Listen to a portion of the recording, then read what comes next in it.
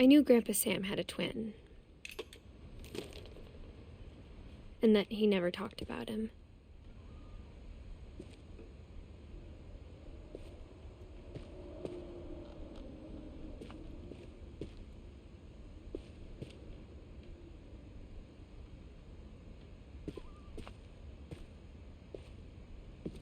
I guess my grandpa didn't like history any more than my mom did.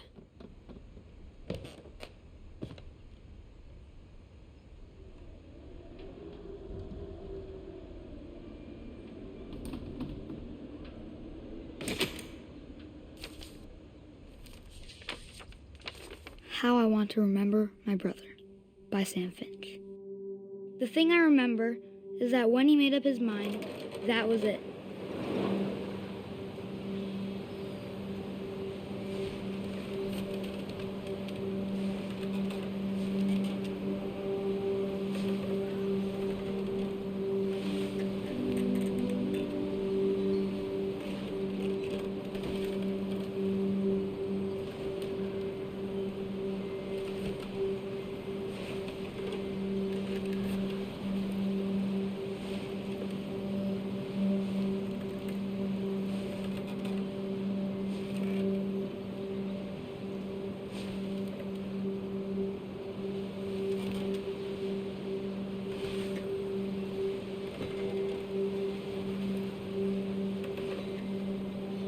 My brother said he'd die before he ate another mushroom, and he did.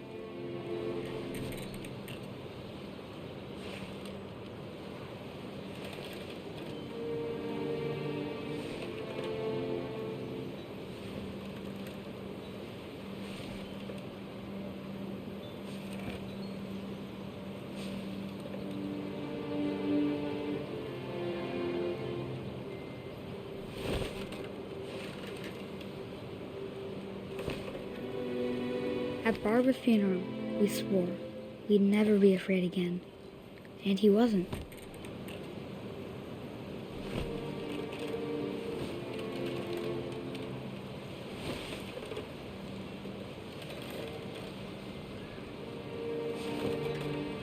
I think Calvin always wanted to fly.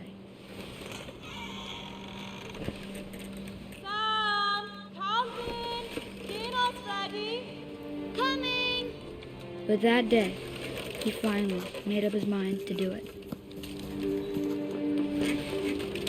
I told him going around was impossible. Maybe if I hadn't said that.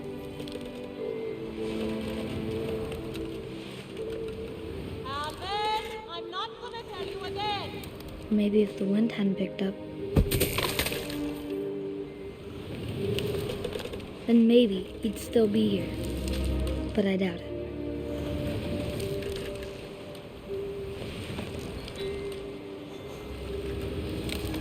I think he'd already made up his mind.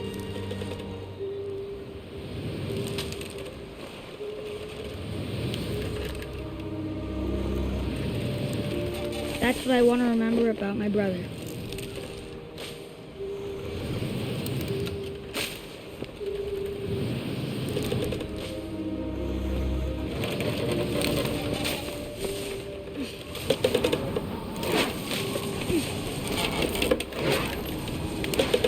The day he made up his mind to fly, and he did.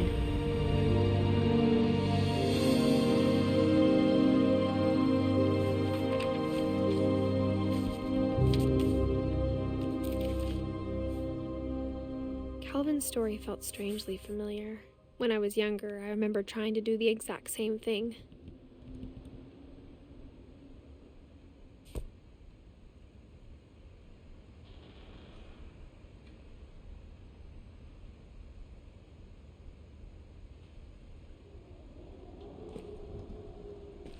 After the funeral, Edie roped off Calvin's half of the room.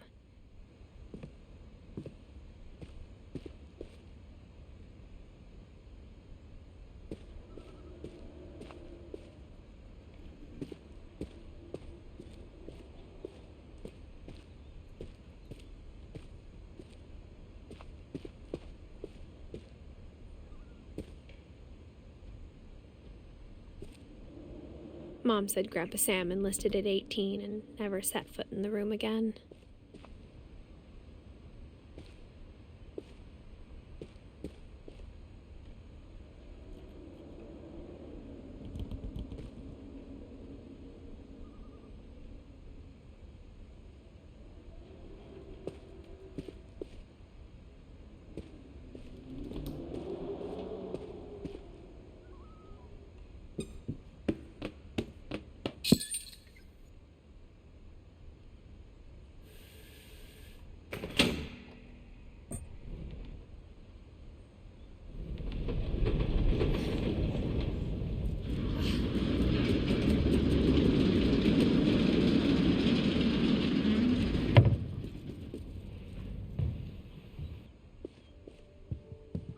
The passages were a pretty tight fit.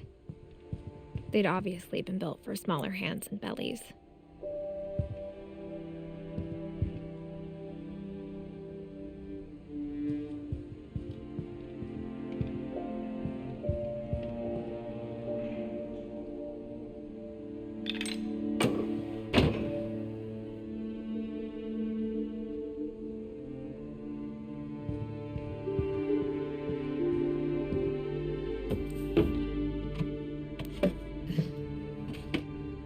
Growing up, I always thought of Barbara as a child star.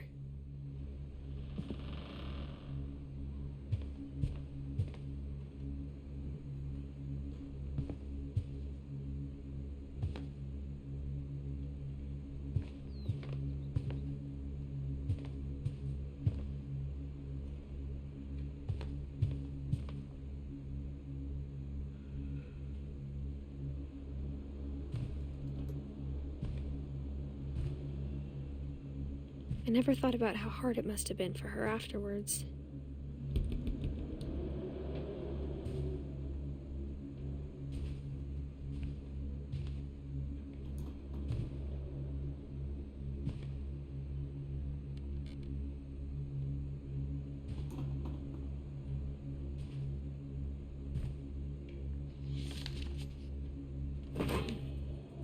Of all the stories people wrote about Barbara's death, I'm surprised Edie saved this one.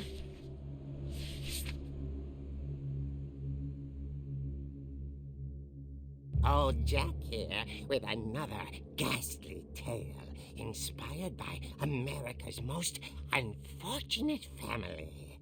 I'm calling it The Surprise Ending of Barbara Finch.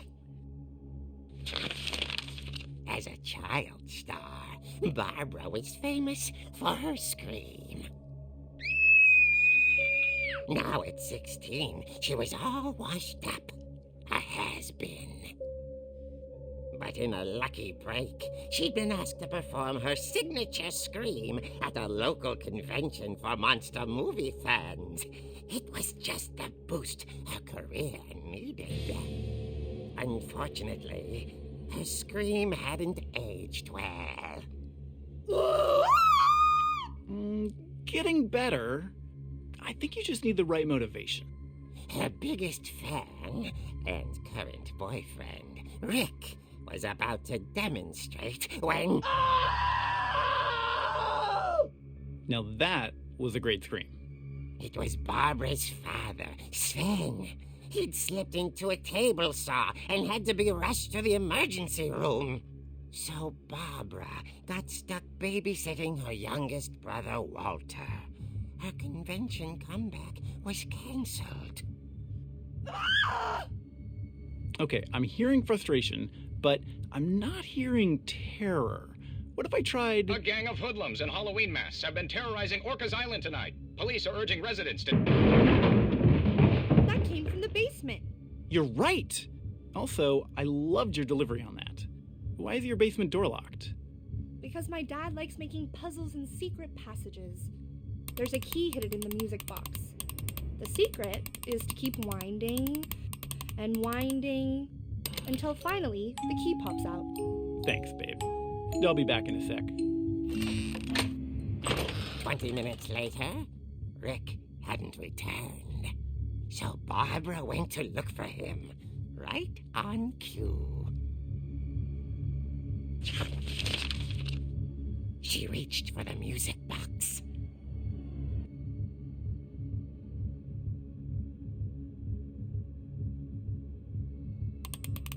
And as she wound the key, she listened for Rick, but the house was silent.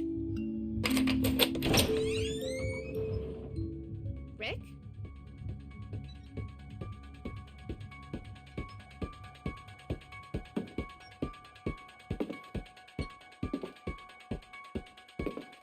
She found Rick's crutch and imagined the worst.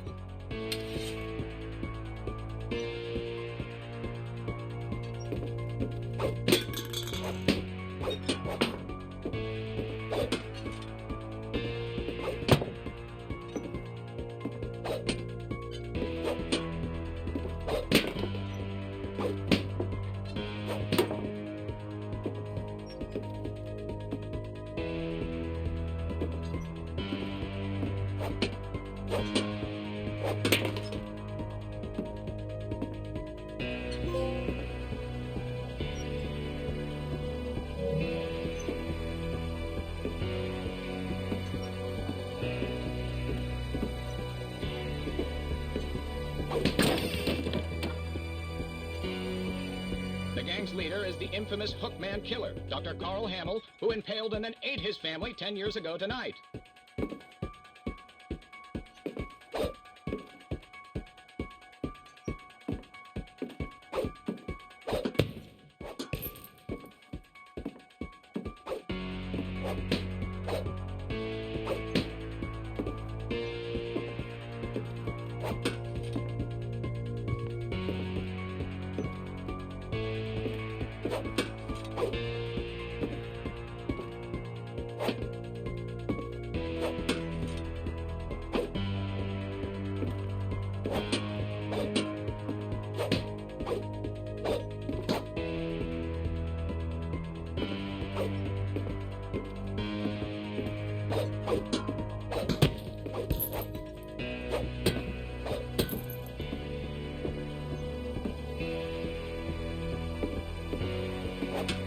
The old fridge rattled and grew still.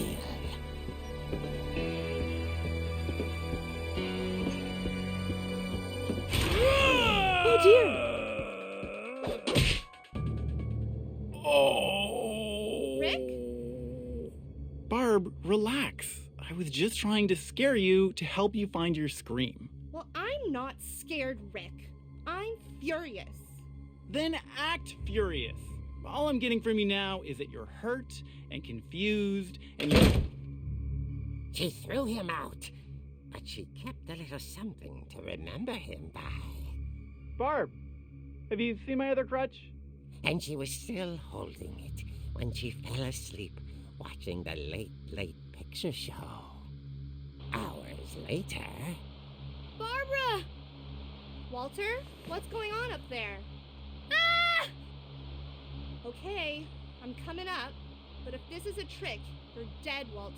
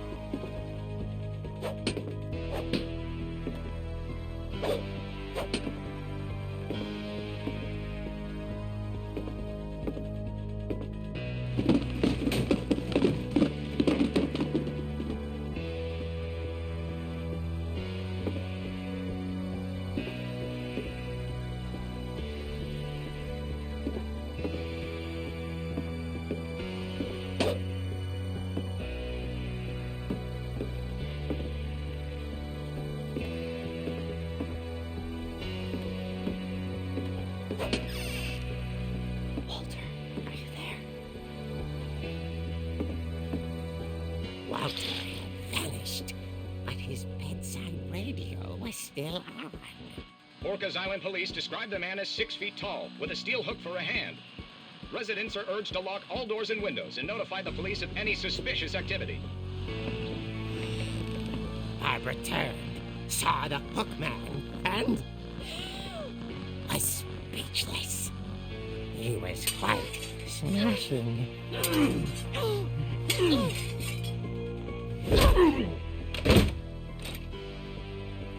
he was.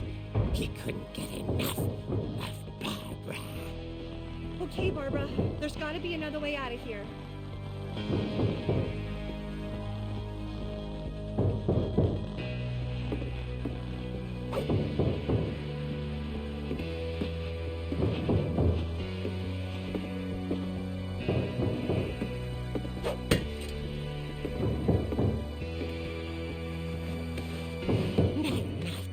She played her part beautifully.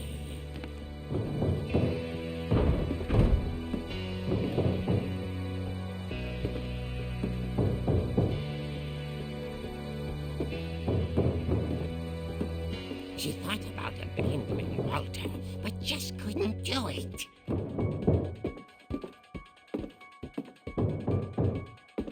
Molly's door hadn't been opened in years. The hinges grow.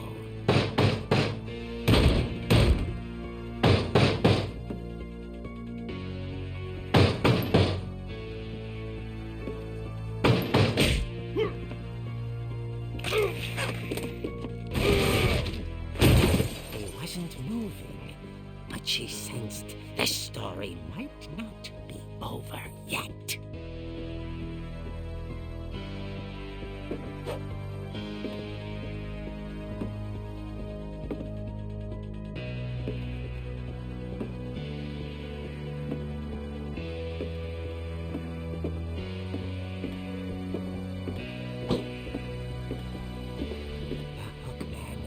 Vanished. She listened for his breathing, but all she heard was...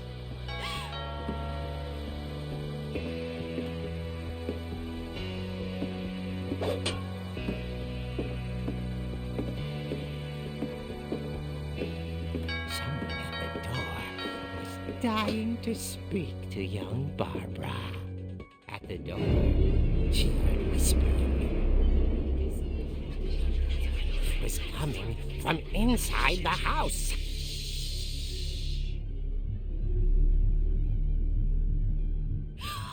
Oh dear. Surprise! Bravo, Barbara! You were wonderful! The monsters had come to surprise her. For Barbara, it was a dream come true. Then she saw what kind of monsters they were, and she realized what was about to happen. She was going to be famous. And with her final breath, Barbara Finch gave the performance of her life.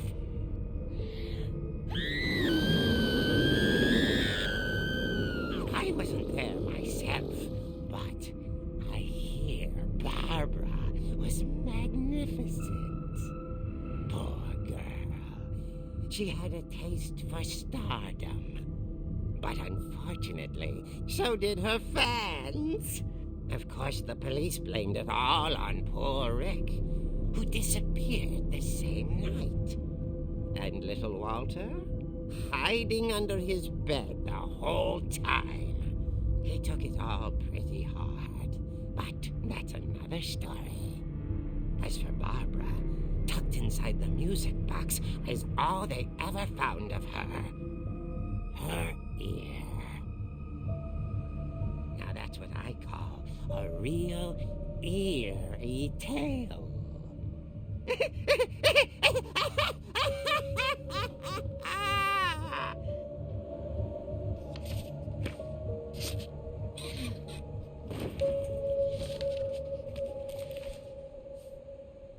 Edie told me all Barbara wanted was to be remembered, as absurd as that comic was. Maybe what Edie saw was a happy ending.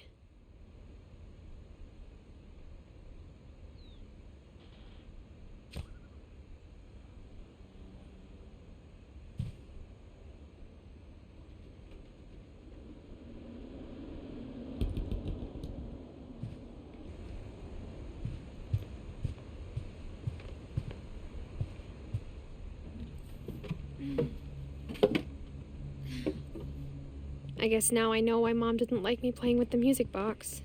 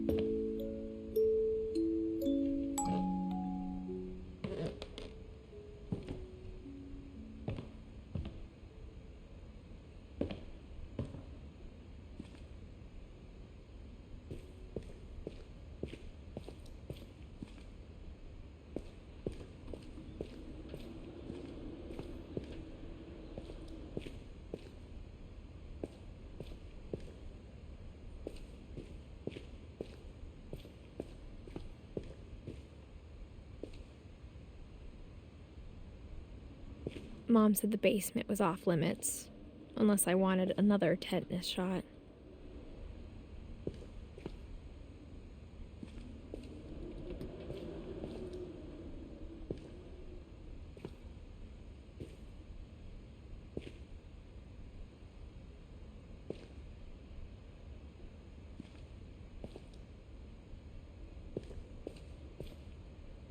I saw Edie sneak down to the basement once, carrying packages.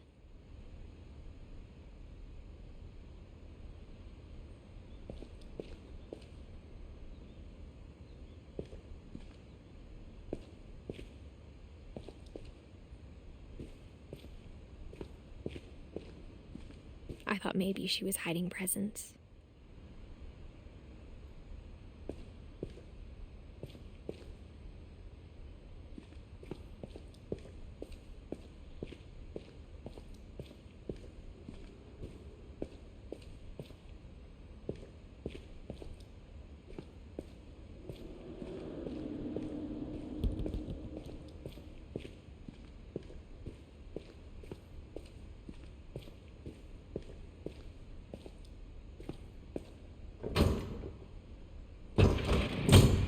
It turned out she was hiding a lot more than that.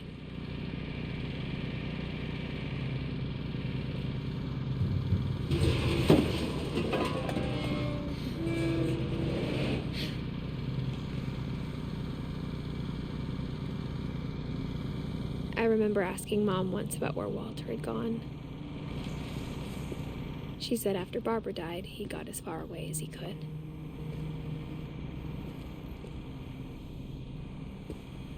If there's a pattern in all these stories,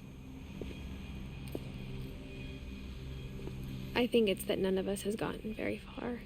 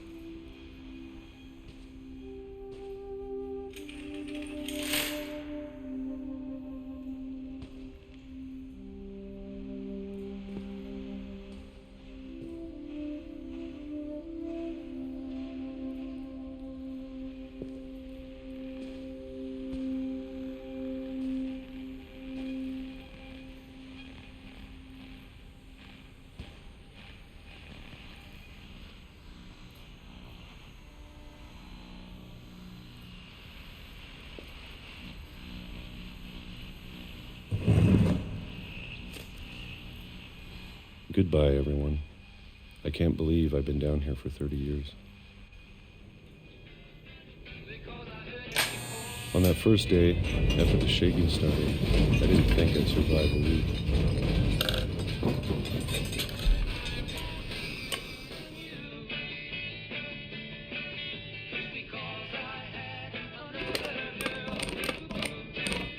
But after a few days, I settled into a routine. That's what kept me sane. Having a schedule, living for today. I always expected to be dead tomorrow. But if you wait long enough, you get used to anything.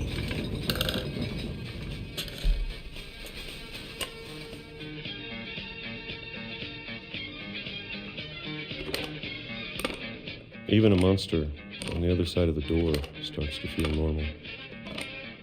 Almost friendly.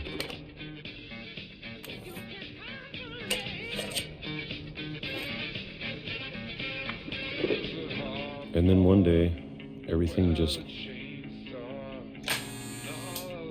stopped.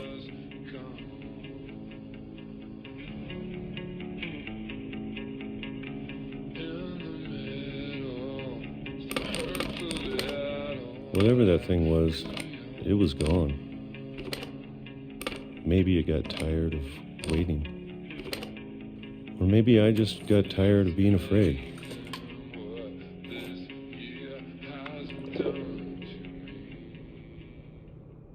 It's been a week now, the longest in 30 years. I'm done waiting. I have to leave.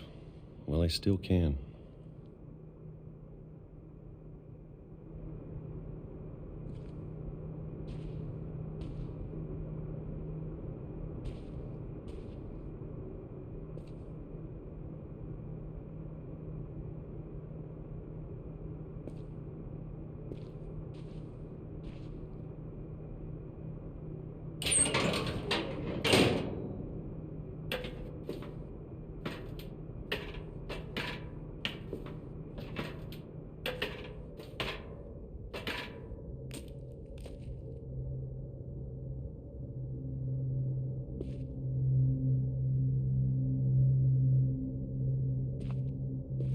I know it's out there, somewhere.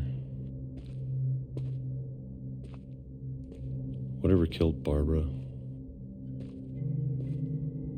and Molly.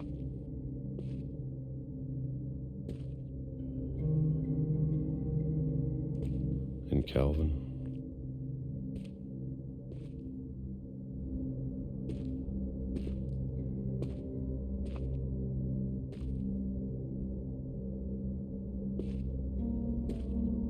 Maybe this is all a mistake.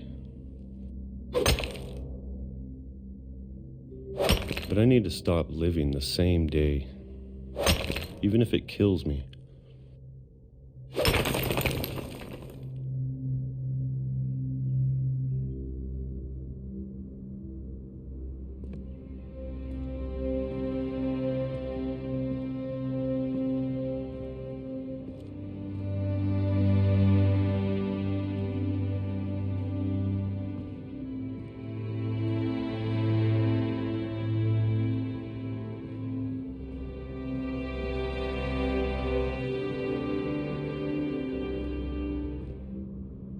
Whatever's out there, I want you to know I'm ready for it. I'm going to appreciate all of it, especially the food. I don't mind if I only have a year left, or a month, or a single week. I'd be happy with one new day. I can already imagine the sun on my face.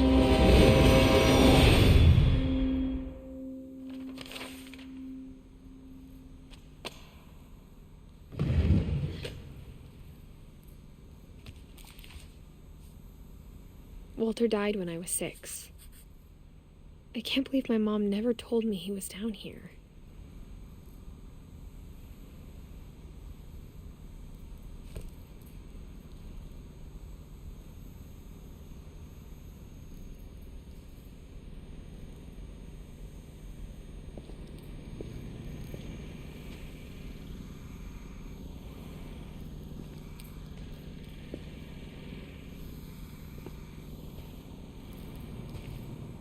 I'm sure my mom was trying to protect me.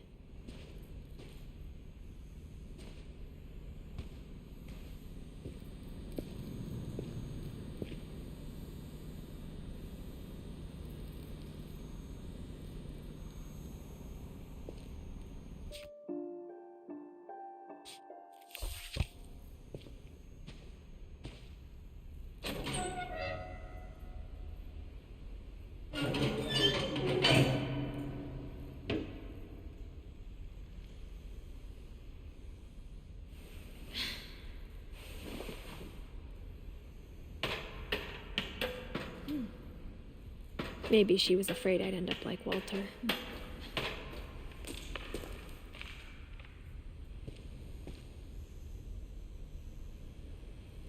But if she never told me about an uncle under the house,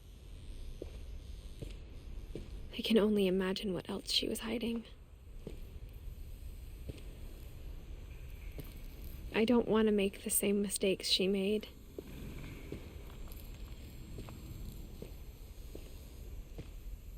Trying to bury something that's still alive.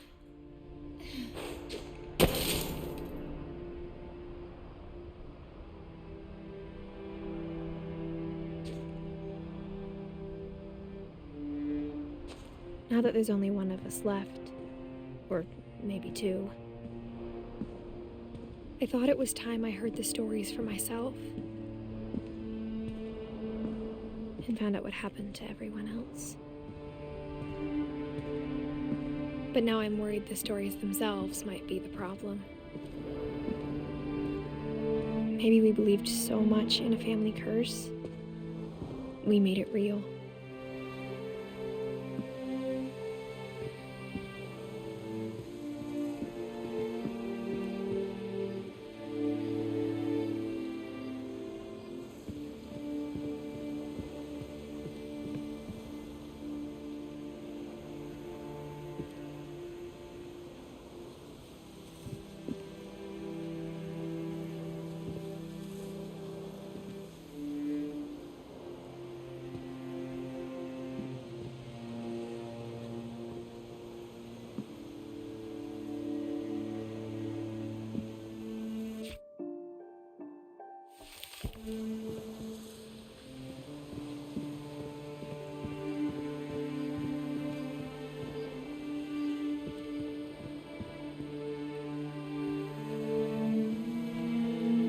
I don't know if I should even be writing this.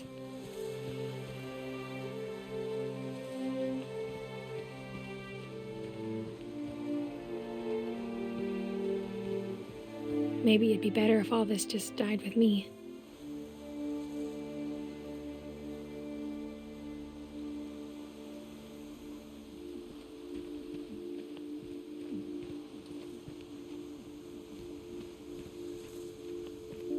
But I thought you should know about your family.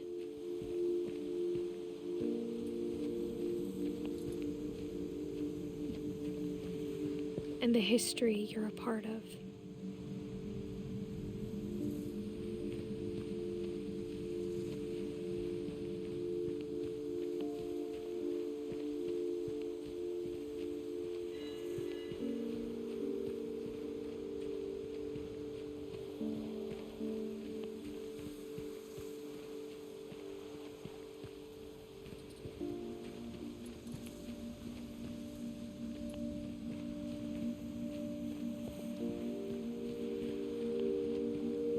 Though to be honest, I feel as lost as you probably do right now.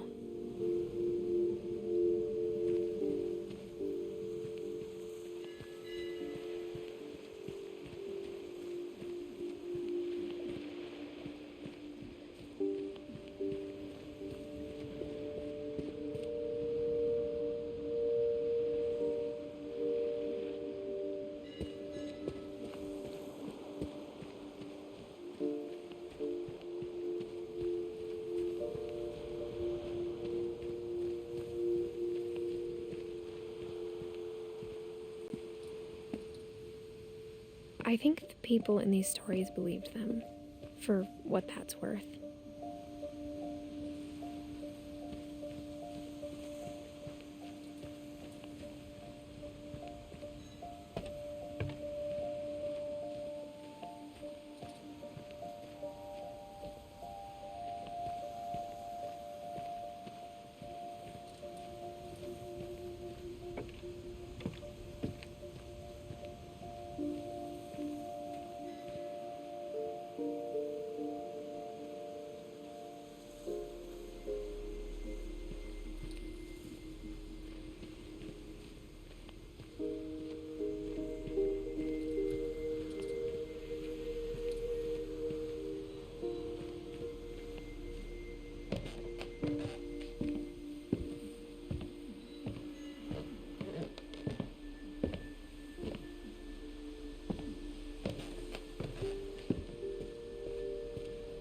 And when you look at the house, that history of imagination and stubbornness and madness, any of it seems possible.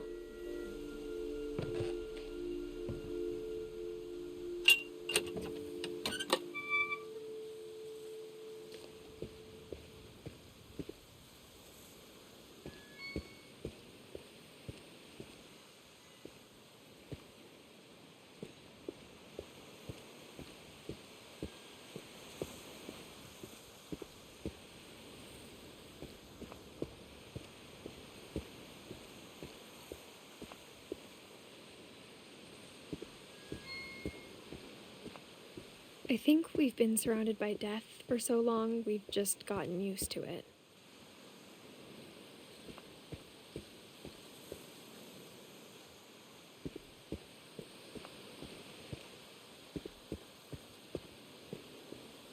What kind of family finishes building a cemetery before starting the house?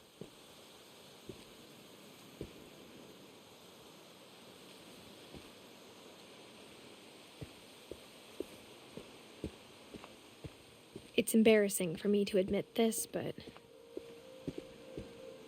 the pet cemetery made me more uncomfortable than the human one. 3 of the gerbils were mine, and 2 had been my fault.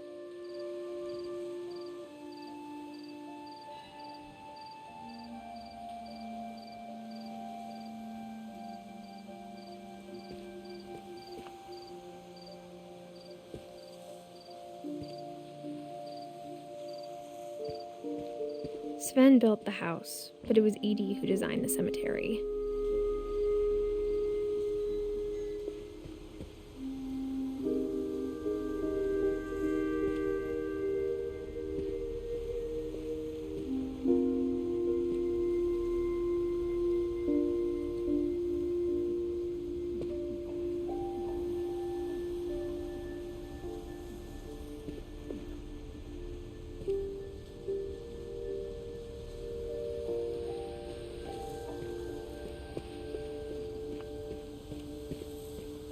I'm sure Odin's monument had been Edie's idea.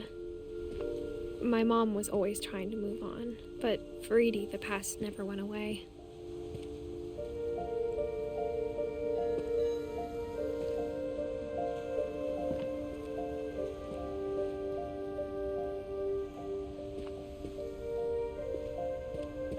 She could see it poking out of the water at low tide.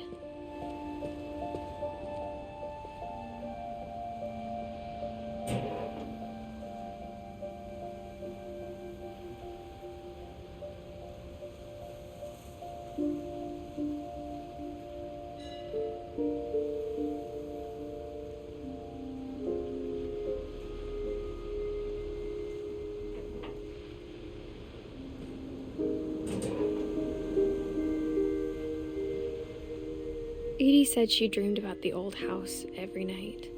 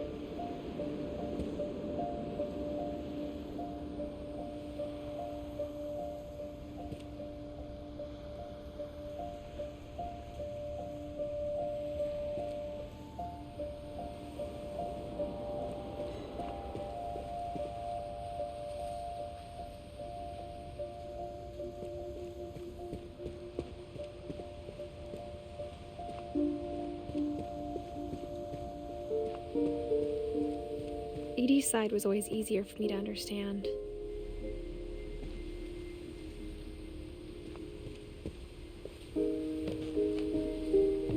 But the older I get, the more I can see where my mom was coming from. Her dad had been pretty strict, but it wasn't enough to save her brothers. She was just trying to do better.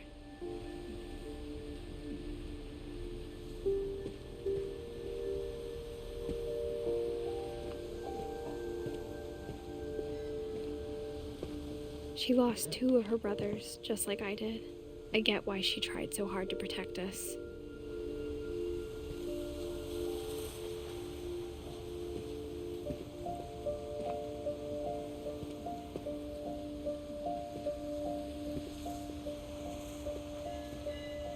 We never found Milton's body, so my mom insisted we were putting up a monument, not a tombstone.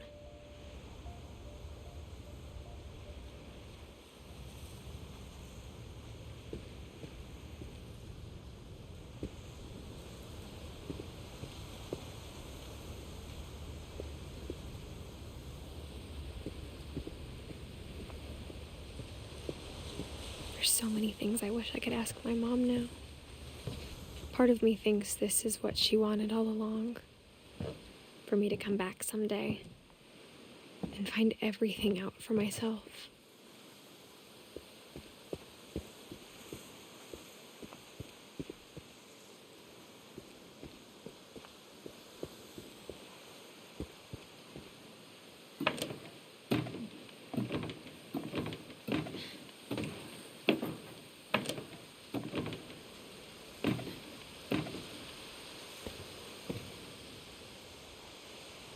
But looking back on it now,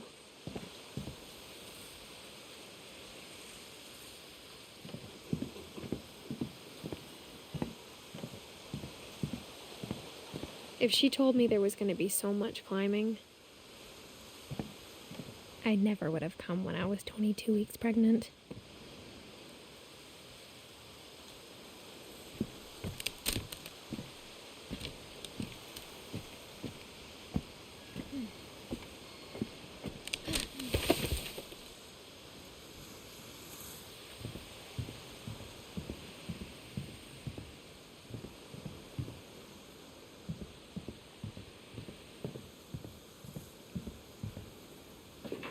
I never met Grandpa Sam, but I think he and my mom had a lot in common.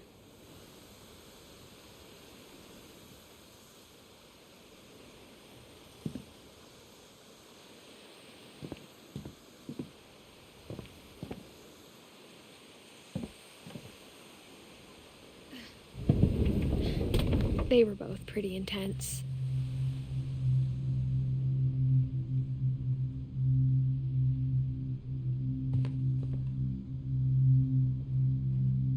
Sam spent his life shooting photos, but Mom said he got nervous being in front of the camera. I guess we're all afraid of something.